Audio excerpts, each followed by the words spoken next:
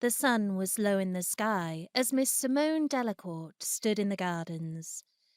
She brought her wrist back, and with expert precision, aiming for a mark at least 20 yards away, released the dagger towards the target. It embedded in the centre, just as she had intended.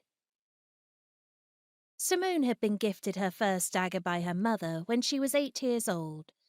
They had spent countless hours together as she perfected her aim, and it was a time that she cherished, especially since her mother died nearly 2 years ago. Throwing daggers was an odd skill for a genteel lady to be proficient in, but her mother had been anything but conventional. She loved learning new skills just for the sake of learning. And that had been something Simone had admired about her mother. It was something she wished to emulate.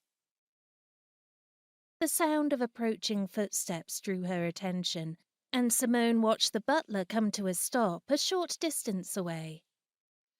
"Your father wishes to see you, miss," Clark informed her.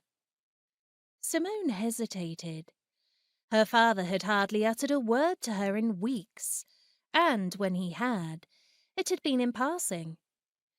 It had been this way since her mother had drowned. She felt as if she had lost both parents that fateful day. Her father seemed lost in his grief, unable to move on. "Are you sure?" Simone asked.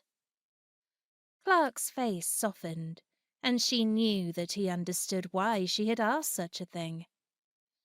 "I am," he replied, "and it is best if you don't keep him waiting."